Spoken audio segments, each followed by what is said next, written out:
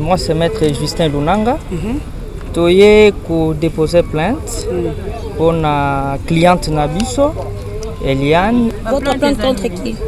On a déposé la plainte, c'est bien connu. La plainte a été déposée contre le pasteur Moïse Mbie pour viol et il y a d'autres infractions. Un grand homme, Yamboka Nabiso, est-ce que vous avez de preuves? Ils ont là qui savent vraiment que c'est Moïse Mbie qui a fait à ce que moi Nabiso a violé et tout. Fait pour que notre cliente soit rétablie dans ses droits. S'il vous plaît, maître, pourquoi depuis longtemps vous déposez la plainte haute et vous choisir car un moment haut pour la nuit?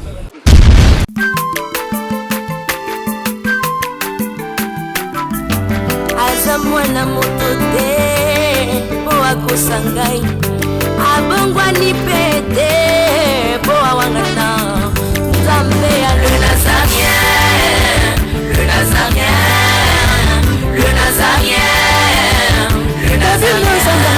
Bana kitoko koma mopondima atako babakolaki mafuta na mosakolima lelo ya yo bolingo ebateli le Nazareth lipamboli oyo monana katempeni mama kantelobi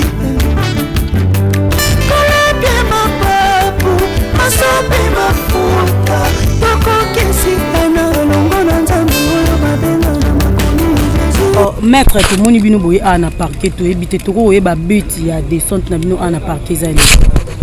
Merci beaucoup madame journaliste. Moi c'est Maître Justin Lunanga. Toye ko déposer plainte pour la cliente Nabiso, Eliane, Aza victime, Tolingi est à droit. On a déposé notre plainte en bonne et due forme pour que justice et salam sanango. Votre plainte contre qui? On a déposé la plainte, c'est bien connu. La plainte a été déposée contre le pasteur Moïse Mbie pour viol et il y a d'autres infractions dont le magistrat instructeur va commencer déjà le travail pour que les droits soient faits. C'est un grand homme, Yamboka Nabiso. Est-ce que vous avez de preuves? Ils ont là qui savent vraiment que c'est Moïse Mbie qui a fait à ce que moi Nabiso a violé et tout. Cela, c'est un travail du magistrat. Nous avons déjà déposé la plainte en bonne et due forme. Le magistrat instructeur va faire son travail. S'il va même dire il va envoyer les dossiers en fixation, on va déterminer si les faits sont établis ou pas. Jusque-là, on a juste déposé la plainte. Le magistrat va commencer son travail pour rechercher les faits et vérifier sur élément il y a des faits infractionnels. Voilà, mais est-ce que tu as une infraction s'il faut citer? S'il faut citer madame, ça vous savez que nous sommes dans une phase préjuridictionnelle, oui. C'est au niveau du parquet, on ne peut pas étaler tous les faits. Le magistrat va faire son travail.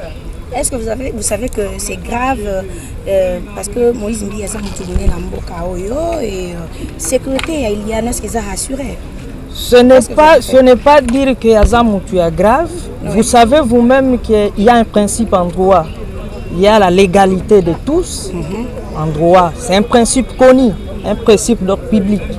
Donc il peut être c'est une personne qui sera jugée comme toute autre personne. Mais quant à notre cliente est vraiment en sécurité sur le plan judiciaire et même sur le plan physique et social. Mais maître, par rapport, parce que le but est un viol, par rapport à comment Eliane est déjà adulte. Oui. Ça, comme je vous ai répondu, c'est un travail du magistrat. Okay. Dans les cas de viol, on voit à quel moment où le fait s'était passé.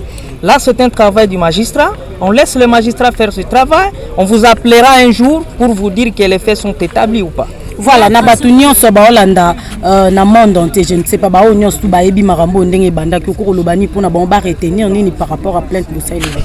En tout cas, eloko to loba, nous voulons que batu nyonso bazolanda biso et même les autorités judiciaires, que la justice soit faite pour que notre cliente soit rétablie dans ses droits. S'il vous plaît, maître, pourquoi depuis longtemps vous déposez la plainte haute et vous choisir car un moment haut pour la nuit? Je ne sais pas quel moment que vous me dites, madame. Vous êtes dans les réseaux sociaux, vous-même vous connaissez là où le débit du dossier commence. Alors, quant à ça, il ne faut pas me dire à la période du dépôt de la plainte, à la période de la commission des faits. Donc, comme nous on t'a déjà dit, on vous a déjà répondu, Laissons le magistrat faire son travail. On verra des pistes dans la période dossier prochaine. ouverture, il y a dossier quand Dès maintenant, il y a ouverture parce qu'on vient de déposer la plainte. L'ouverture des dossiers est déjà là. Il y a déjà un dossier au niveau du parquet général de grande instance de Kinshasa-Gombe. Je n'ai pas ces informations parce que je ne suis pas son avocat. Ok. Merci.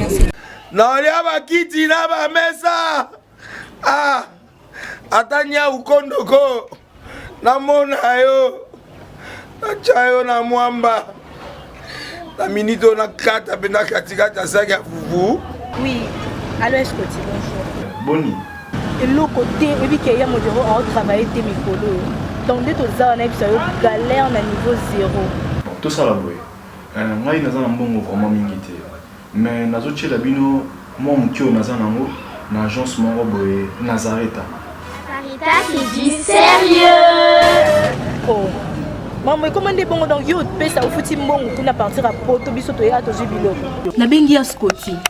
Agence moi ifungami comme na Nazareth. Na kufie. Agence lisusu. Naka sansu mulongo kuna.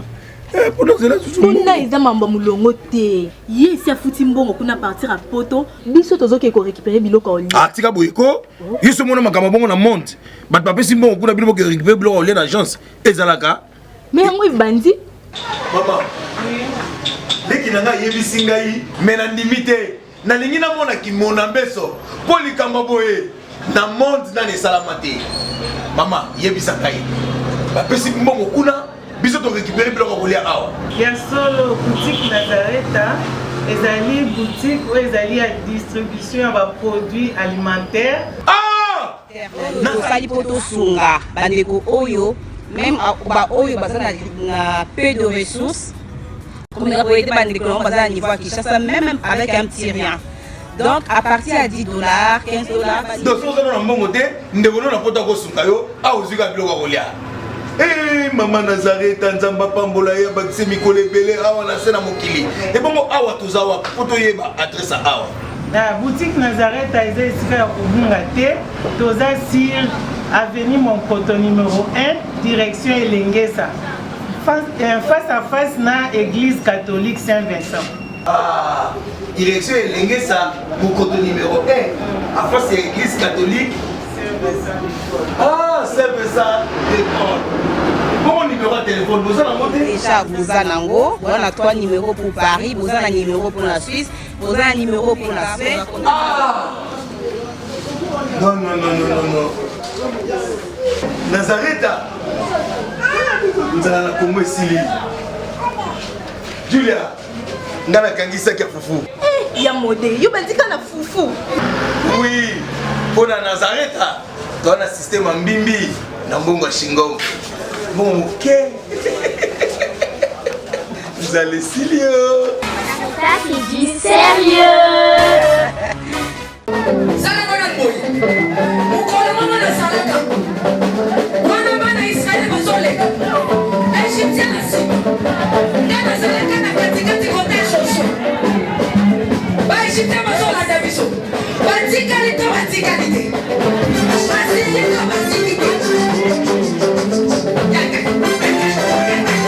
Loba Satan azana ba problème. Oh asimbi kisi. Asimbi kisi. Eli kambwa kisi te yo beke no luka kisi na osala nini? Oh Simba. Bien-aimés dans les seigneurs, les sons des cloches viennent de sonner pour éclairer le monde à l'intérêt des saluts des âmes. Hey, hey, hey. Les Nazaréens Productions vous présentent la princesse de l'éternel Tiffany Mokwa dans l'album Trône en featuring avec le pasteur Henri Papa Mouladia et le frère Billy Bilomba avec des chansons comme Kembo Alléluia Osana na Yahweh Oezo matanga na motema ezebele Yango na yebisi yo d'âge en âge et les 4 êtres vivants disaient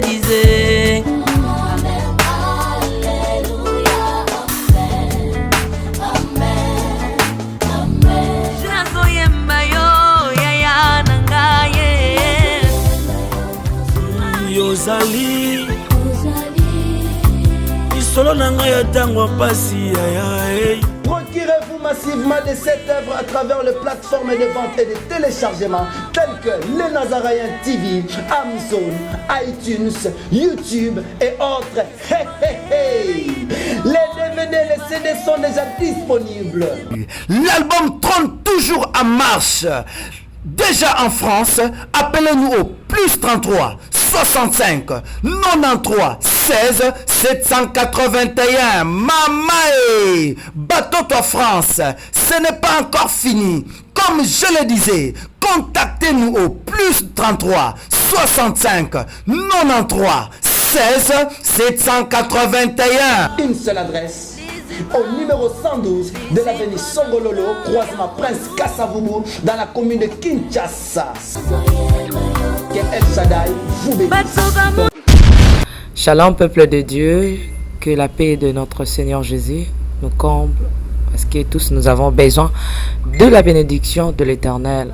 C'est la sœur Tiffany Mokoa, la princesse de l'Éternel, la présidente du Parlement céleste, députée Kwanabanda Kunabino. En tout cas, la Bible nous dit, vous connaîtrez la vérité et la vérité vous affranchira. Nouvelle Ezakaka, tu peux communiquer, information, c'est que les Nazaréens ont moins souci, vraiment souci, mon côté technique. Voilà pourquoi nous vous supplions, nous vous demandons, s'il vous plaît, d'ailleurs que vous acceptez Rabiso na banda kuna bino ka lo lenge tozali. Vraiment to senga na bino na bolinga nkolo, bayo bolinga ka kolanda mingi les Nazaréens. Vraiment, bosunga biso, bo s'abonner na les Nazaréens News. Donc, neka ke komami wana les Nazaréens News parce que les Nazaréens au ya Kinshasa ne oboye baki liboso ezu un petit problème technique.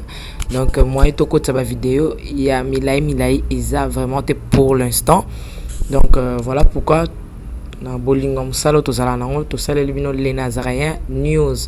Dans les Nazaréens News nde ya bino les Nazaréens News les aka les Nazaréens donc ndakwa les Nazaréens famille les Nazaréens toujours mais news obetika les Nazaréens News ndenge ba komi wana o cliquer na place ba komi s'abonner au s'abonner massivement donc il faut s'abonner ou puis moninga s'abonner ou puis de quoi s'abonner donc vous s'abonner massivement s'il vous plaît bible ngakolo bible ngala certifié bible ngala princesse de l'Éternel je vous aime beaucoup de l'amour de Christ. Donc je disais tantôt que les Nazaréens ont un petit problème technique.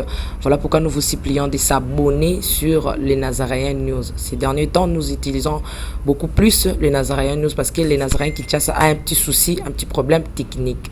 Que le Seigneur nous bénisse, que le Seigneur vous bénisse parce que tous nous avons besoin de la bénédiction de l'Éternel car la Bible nous dit c'est la bénédiction de l'Éternel qui enrichit, ne fait suivre d'aucun chagrin. Au moins quand émission Talio attaque au Tali. Donc toujours sous kakana ba minute choba 1 minute 2 minutes 3 minutes parce que moi to ke mula ezate donc ba témoignage au lanjo table sainte au landie mission ka au landa oyo attaque oyo landi ya muke oyo donc cliquez lien oyo ezana se wana après titrage kazo elandaka wana donc so ko moni titrage na se wana au mona lien. Alors cliquez le lien wana et vous mettez directement dans les Nazaréens News.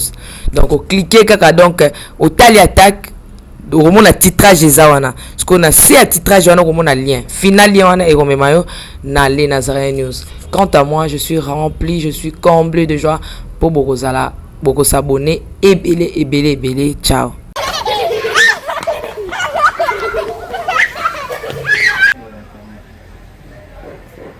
Bientôt, nous commençons les clés. On est en train d'inspecter, de voir ce qu'on va faire. On va essayer de faire quelque chose.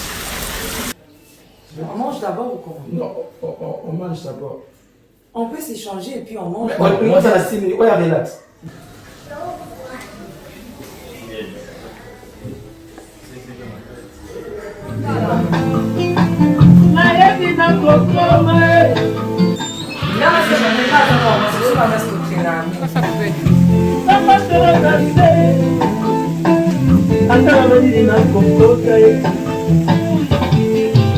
Je suis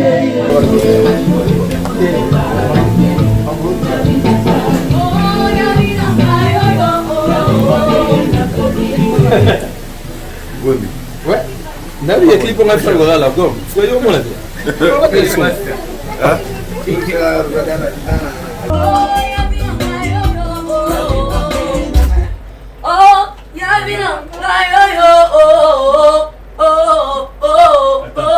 Salene.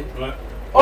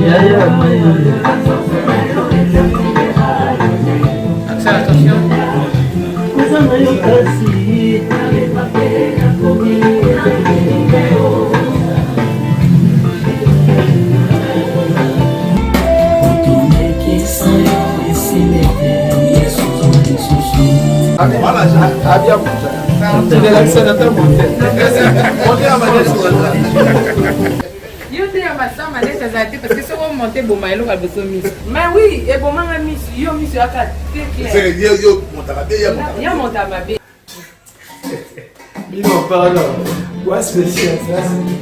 Et combien t'inangai, et combien t'inangai, et combien t'inangai. Clip, il y a évangéliste pour papras. Là, on va te faire nos assoupes. Donc,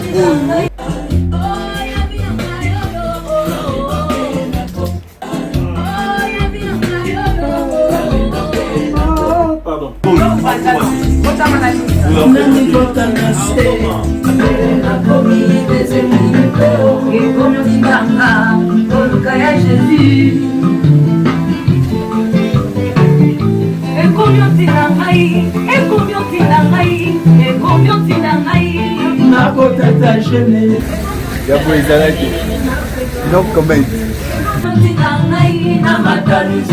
C'est pour la gloire de Dieu, bientôt, donc à l'issue. C'est parti.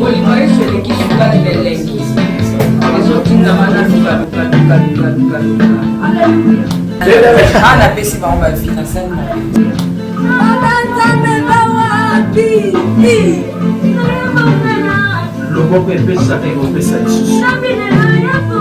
Loboko etabwisaka ekokopesa lisusu.